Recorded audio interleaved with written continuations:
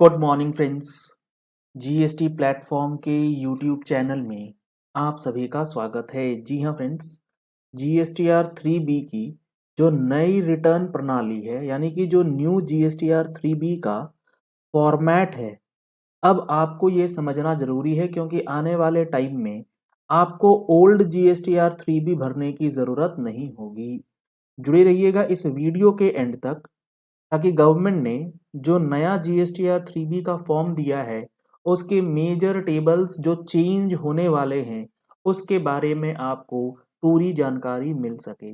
ये सारी चीज़ें हम लोगों ने अपनी टैक्स मैगजीन में भी आप लोगों के साथ शेयर किया था। अगर आप लोगों ने अभी तक टैक्स मैगजीन का सब्सक्रिप्शन नहीं लिया है तो दिए गए नंबर्स पे कॉल करके व्हाट्सएप करके आप टैक्स मैगजीन का सब्सक्रिप्शन ले सकते हैं। साथ ही साथ जो हमारा जीएसटी का प्रैक्टिकल कोर्स लॉन्च हो चुका है 15 जनवरी से, आप उसमें भी रजिस्टर कर सकते हैं।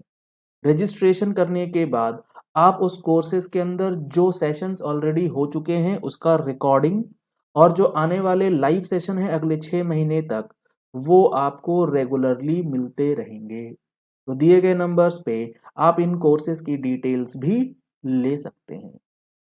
अब यहाँ जो हमारे पास जीएसटीआर 3B का नया फॉर्म आया है, इसके अंदर सबसे पहले आप देखेंगे तो टेबल नंबर 3 जो है वो आउटवर्ड और inward supplies liable to reverse charge की बात करेगा। बेसिकली ये टेबल आपके लिए टैक्स अमाउंट कितना पेएबल बनता है उसकी जानकारी कैप्चर करेगा, चाहे वो आउटवर्ड सप्लाई की हो चाहे वो इनवर्ड सप्लाई की हो, वो रिवर्स चार्ज वाली।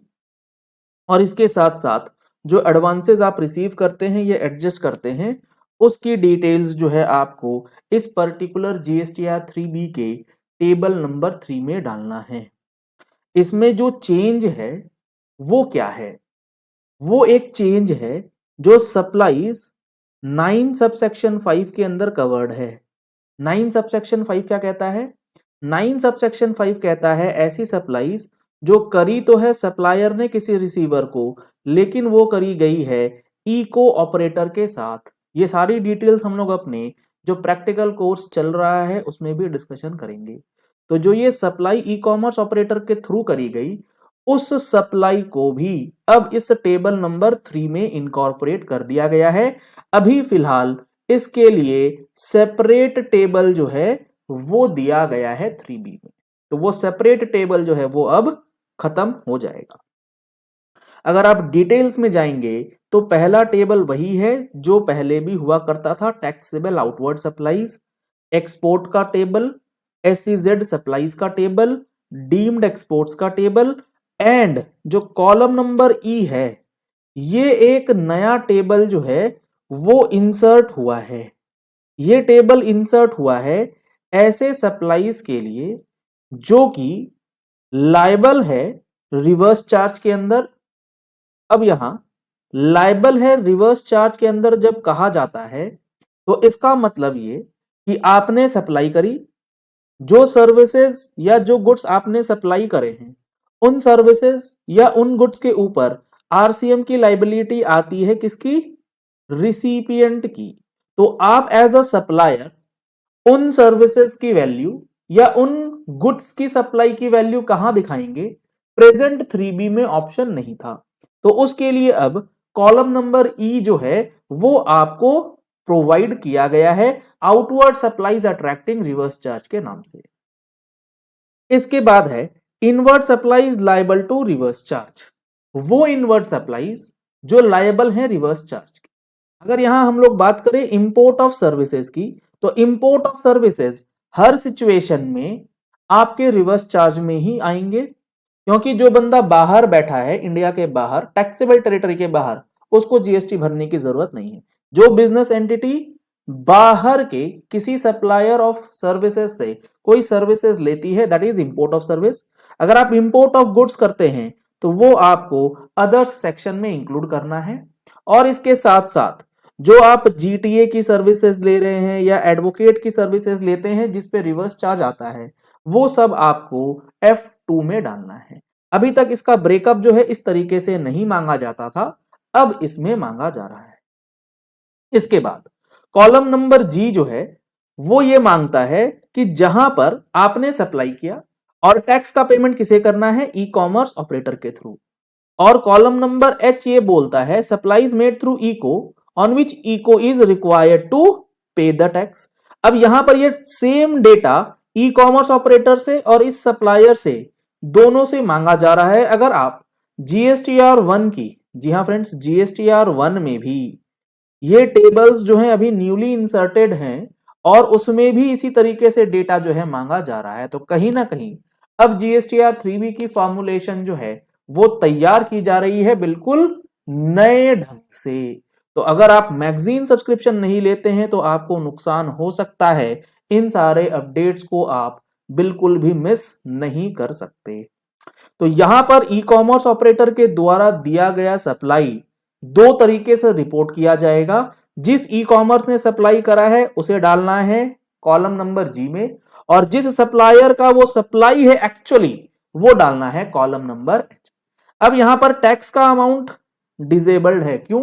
क्योंकि इसके ऊपर लाइबिलिटी किसकी है, ई कॉमर्स ऑपरेटर की। सेक्शन 9 सबसेक्शन 5 के अंदर ये डीम्ड सप्लायर जो है वो कहलाता है। तो इन चीजों का आपको ध्यान रखना होगा। इसके बाद बात आती है आउटवर्ड सप्लाईज, जो नील रेटेड या एग्जेम्प्टेड है, ये अभी भी डालते थे, पहले भी डालते थे। नॉन जीएसटी आउटवर्ड सप्लाईज ये अभी भी डालते थे, ये बाद में भी आपको डालना है, जो शेड्यूल 3 के अंदर दी गई है, या आप कह सकते हैं out of scope of GST. इसमें कभी भी पेट्रोल, डीजल, ये सारी चीजें नहीं आती हैं, वो जाती हैं एग्जेम्प्टेड सप्लाईज के अंदर। एक एडिशनल टेबल ऐड किया गया है आउटपुट से रिलेटेड, जिसमें advances received, advances adjusted in the current tax period.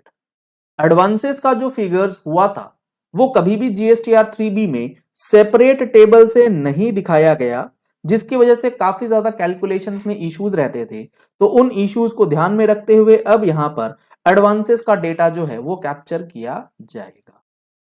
ये हो गई सेल्स एंड आउटपुट से रिलेटेड जो इंफॉर्मेशन मांगी जा रही है। इसके बाद अगर देखें तो अब आता है हमारे पास पार्ट बी। अभी हमने देखा था क्या, अभी हमने देखा था कॉलम नंबर 3 का ही, यानी कि मेन टेबल 3 में पार्ट ए जो सेल्स एंड आउटपुट टैक्स की बात करता है, टेबल नंबर 3 में ही पार्ट बी है।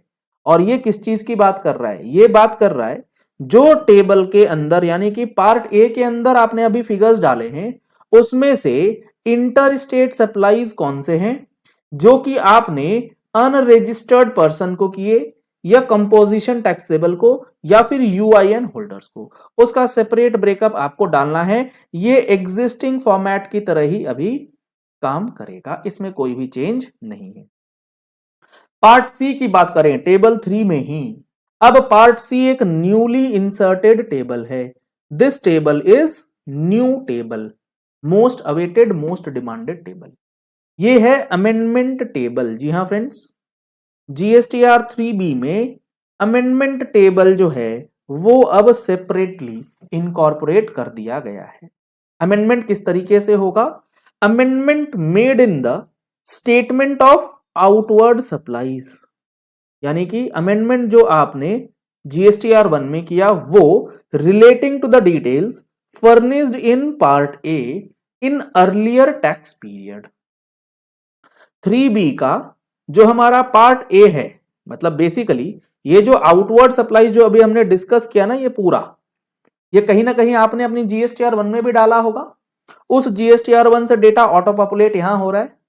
तो अब गवर्नमेंट ये कहती है कि आपको ये जो अमेंडमेंट टेबल है वो डालनी है जीएसटीआर 1 के अमेंडेड डेटा को ध्यान में रखते हुए। आप जब भी जीएसटीआर 1 को अमेंडमेंट करेंगे जिसका इंपैक्ट आपके पार्ट ए, टेबल 3 के पार्ट ए से आएगा, वो डेटा आपको यहां पर ऑटो पॉपुलेट होगा, ये नॉन एडिटेबल होगा, इसे आप एडिट नहीं कर पाएंगे। Amendment to the inward supplies attracting reverse charge, that is row F of part A furnished in the earlier tax period. वो अमेंडमेंट जो कि रिवर्स चार्ज से रिलेटेड है पार्ट ए के अंदर रो एफ में। अगर रो एफ की आप बात करें तो आप देख पाएंगे यहां पर कि रो एफ में जो इनपुट टैक्स क्रेडिट यानी कि आरसीएम की लाइबिलिटी की बात आती है उसमें क्या क्या चीज है, import of service and others. क्योंकि ये मैनुअल डेटा एंट्रीज आ रही हैं तो इसके लिए जीएसटीआर 1 का अमेंडमेंट लिंक नहीं किया जा सकता, इसीलिए आपको यहां पर अब जो है फीचर्स जो होंगे वो ऑटो पॉपुलेट करवाए जाएंगे जो कि एडिटेबल होंगे, आप उसे एडिट कर सकते हैं। इसके बाद जो नेक्स्ट टेबल है हमारे पास वो है amendment made in the statement of outward supplies relating to the details furnished in part B.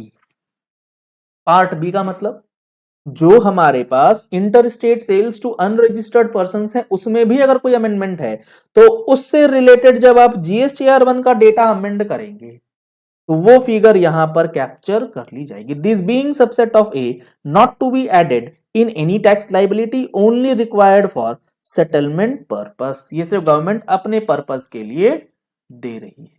तो इंपॉर्टेंट है ये जीएसटीआर 3B का अमेंडमेंट टेबल, काफी लोगों की डिमांड थी तो अकॉर्डिंगली अब यहां पर ये अमेंडमेंट टेबल आ तो रही है लेकिन ये अमेंडमेंट आपके जीएसटीआर 1 के चेंजेस से लिंक किया जाएगा।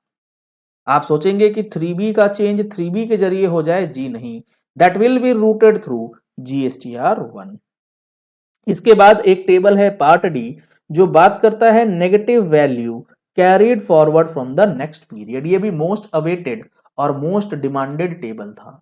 अभी तक अगर आपकी जीएसटीआर 3B में नेगेटिव वैल्यूज आती थी तो वो जो नेगेटिव वैल्यूज आती थी उसको रिपोर्ट करने का ऑप्शन आपके पास नहीं था, जिसके लिए अब negative values carried forward other than B के अलावा जो भी आपकी नेगेटिव वैल्यूज होंगी, क्योंकि अब यहां सेल्स माइनस सेल्स रिटर्न का जो फिगर होगा वो ऑटो पॉपुलेट होगा और अगर वो नेगेटिव है तो नेगेटिव फिगर्स भी यहां पर ऑटो पॉपुलेट कर दिए जाएंगे। अगर आपके पास नेगेटिव वैल्यूज है जहां पर आरसीएम की सप्लाईज आती है उसके लिए सेपरेट डिस्क्लोजर है और नॉन आरसीएम सप्लाईज के लिए सेपरेट डिस्क्लोजर दिया गया है।